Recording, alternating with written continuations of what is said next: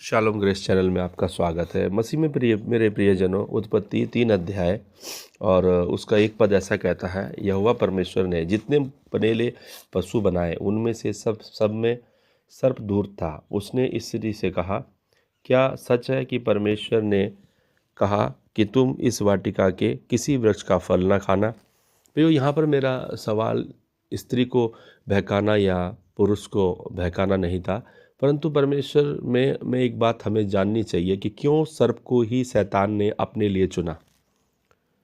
देखिए, कई बार हम देखते हैं कि सांप को हम बुरा बोलते हैं। सांप सब प्राणियों में धूर्त है और इस तरीके से हम यहाँ पर सुन रहे हैं। प्रियो, यहाँ पर आप एक बात समझ रहे हैं कि क्यों सांप को धूर्त कहा गया है और क्यों शैतान ने इसको चुना? प्रियो, ये बात देखने की बात है। ये सब प्राणियों में धूर्त था। धूर्त मतलब होता है कपटी, बाहर कुछ और अंदर कुछ। और इस तरीके से ये 2 मिनट में जो है सांप की जब हम चाल देखते हैं तो वो इस तरीके से है कि वो टेढ़ा मेढ़ा चलता है, वो सीधा नहीं चलता। कभी भी आप देखेंगे कभी दाएं कभी बाएं चलता रहता है। लेकिन आप देखेंगे कि गुफा के बीच में जब आता है, बिल में आता है, तो वो सीधा चलता है, कई किलोमीटर सीधा चलता है। उसी प्रकार ये व्यवहार होते हैं किसी व्यक्ति के। बाहर चाहे आदमी कितना भी बुरा करे और घर में आकर आदमी शरीफ बन के दिखाता है। और ये सांप की क्वालिटी है।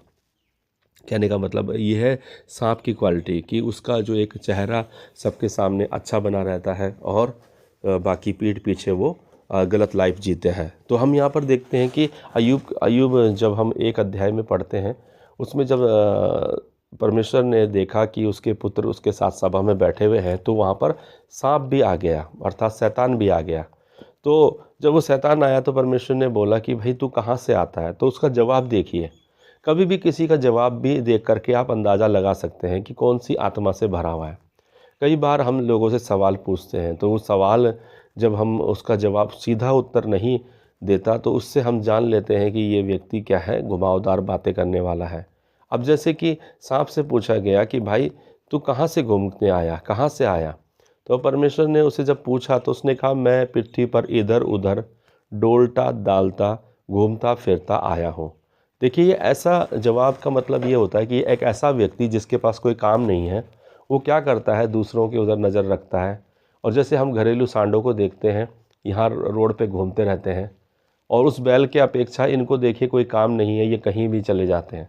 लेकिन बैल केवल अपने ही खेत में जाता है। और यही है उस शैतान की क्वालिटी, जो पहले लूसीफर और स्वर्गदूत था। आप देखेंगे कि स्वर्गदूतों को परमेश्वर जब भेजता था तो कोई मैसेज देकर भेजता था। वो मैसेज देते थे, उसके बाद चले जाते थे। वो कहीं फालतू बातें करते हुए नहीं नजर आएंगे। लेकिन उसी के विपरीत हम इस शैतान को देखते हैं कि कैसे लच्छेदार बातें कर रहा है, काफ़ी देर तक बातें कर रहा है। तो प्रियो, परमेश्वर ने जो चुना मनुष्यों में, तो आप देखेंगे मनुष्यों का चुनाव परमेश्वर ने कैसे चुना।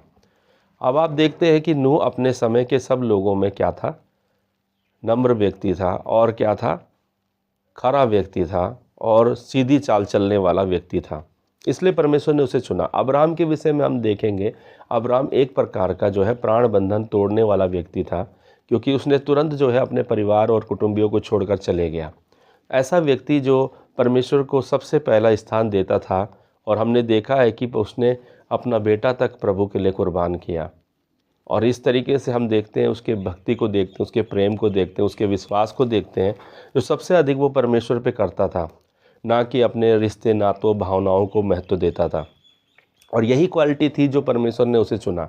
दाऊद को क्यों चुना? वो एक दासी से पैदा लड़का था। उसके पति पर उसका जो माँ था, माँ नहीं थी, वो स्टेप मदर थी, और वहाँ से वो पैदा था, इसलिए उसे भेड़ बकरी चुगाने वाला बना दिया। लेकिन वहाँ पर देखिए, उस पोजीशन में, जबकि उसका दिल करता होगा कि मेरे भाइयों के समान मैं भी नौकरी में जाऊँ, मैं भी राजा का सैनिक बनूँ, लेकिन वो वहाँ पर भी आनंदित होकर परमेश्वर की महिमा करता था, और परमेश्वर का आत्मा वहाँ भी उस पर उतरता था। तो मेरा कहने का मतलब है, परमेश्वर के चुनाव देखिए। यूसुफ को देखिए, अनकॉम्प्रोमाइज लाइफ उसने जी, है ना, कोई कॉम्प्रोमाइज़ नहीं किया वहाँ पर। दानियल को देखें, उसने कॉम्प्रोमाइज़ नहीं किया, कोई भी कॉम्प्रोमाइज़ नहीं किया, चाहे जान की बाजी चली गई, चाहे उसे कोई संसारिक सुख नहीं मिला। तो प्रियो, ये एक बातें अलग की जाती है इंसान की ज़िंदगी में, सारी दुनिया में। और इसीलिए परमेश्वर भी लोगों को चुनता है, और इसीलिए शैतान भी अपने लिए लोगों को चुनता है। कैन ने जब हाबिल का खून करा, उससे पहले परमेश्वर ने उसे चेतावनी दी थी कि देख, तेरी भेंट स्वीकार नहीं की है, यदि तू भला करे तो तेरी भेंट क्यों नहीं स्वीकार की जाएगी। ऐसे कितने लोग हैं जो शराब बेच करके, लोगों का खून करके परमेश्वर के पास भेंट लेके आ सकते हैं, और परमेश्वर ही उसे दशवांश बोल करके या अच्छा बोल करके लोग उसे आशीष दे सकते हैं, लेकिन परमेश्वर उस व्यक्ति को पहले स्वीकार करता है कि किस जरिए से वो कमा के ला रहा है ना। एक वेश्या अपने तन बेच करके प्रभु के लिए कुछ लेके आ रही है तो कितनी बुरी बात है। तो वो जरिया देखना पड़ता है, और जरिया उसका कैरेक्टर देखेगा, तब जाके प्रभु उसकी भेंट को स्वीकार करता है ना। और यहाँ पर हम देखते हैं कि परमेश्वर ने हकैन को बोला, देख, पाप तुझ पर प्रभुता कर सकता है, तुझे चाहिए कि तुझे उससे दूर रहना है, तू बुराई से बचा रहे, है ना। और पाप दूर गेट पे बैठा हुआ है, नहीं तो और उसकी दृष्टि तेरे ओर है। यही शैतान जो उसके अंदर अपना करेक्टर पा रहा था। हमारे अंदर कोई भी करेक्टर है, कड़वाहट का हो, धूर्तता का हो, चालाकी का हो, लालच का हो, व्यभिचार का हो, वो करेक्टर शैतान को हमारी ओर अट्रैक्ट करता है। एक बार भाई डीजीएस दिनाकरन ने एक गवाही दी, उसमें एक लड़की का डिलीवरेंस करते हुए, उस लड़की का जब वो डिलीवरेंस कर रहे थे तो उसने उनका गला पकड़ लिया और काफ़ी देर तक उनका गला पकड़ा रहा, और बाद में प्रार्थना करके दिनाकरन जी ने उसको डांटा और निकाल दिया।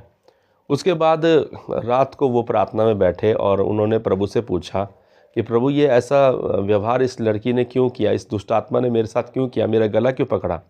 तो उस दुष्ट आत्मा ने बोला कि जब वो प्रभु ने बुलाया तो उस दुष्ट आत्मा ने कहा कि मैं इसी तरीके से मारी गई थी, क्योंकि मेरे पति ने बोला मुझे मारा था और मैंने बचने का प्रयास किया लेकिन मैं बच नहीं पाई, इसलिए जो भी मेरे को निकालने आता है तो मैं उसका गला पकड़ लेती हूँ, क्योंकि वही व्यवहार है, वो व्यवहार है। और ये दुष्ट आत्मा इस बहन पे चिपट गई थी, आ गई थी।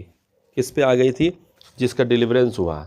तो उस दुष्ट आत्मा को इसने पूछा कि तू इसमें क्यों आई, ये तो मसीह विश्वासी बहन है, तो तू इसके अंदर कैसे आ सकती है। उसने बोला ये चुगली करती थी, बुराई करती थी, बार बार लालच, और चर्च में बहुत गलत गलत बातें सोचती थी और हमेशा तोड़ने वाली बातें करती थी। तो मैंने सोचा मैं इसमें आ जाती हूँ, और वो आ गई। देखिए, ये एक बातें हैं। तो सांप को चुनने के पीछे रीज़न ये है कि सांप की धूर्तता, चालाकी, मक्कारी जो उसके अंदर थी, वो करेक्टर शैतान से बिल्कुल फिट और मैच करता है। तो प्रियो, आज आपको भेद समझ में आया। इसलिए प्रियो, हमारे पास कोई भी अगर शत्रु का कोई भी काम नहीं होगा तो वो हमारे पे कोई भी दोष नहीं लगा सकेगा, ना हमारे अंदर आ सकेगा, ना हमें पोजेस कर सकेगा। जब प्रभु यीशु मसीह पकड़ाए गए और आखिरी उन्होंने संदेश दिया यूहन्ना 17 अध्याय में, तो उसने कहा, देखो, संसार का सरदार आता है ना, लेकिन उसका मुझ पे कोई भी हक नहीं है, कोई भी अधिकार नहीं है। क्यों? क्योंकि प्रभु ने वहाँ पर कोई भी ऐसा काम नहीं किया जो शैतान को पकड़ देता उस पर, और वो निरुत्तर हुआ, हार गया और पराजित हुआ।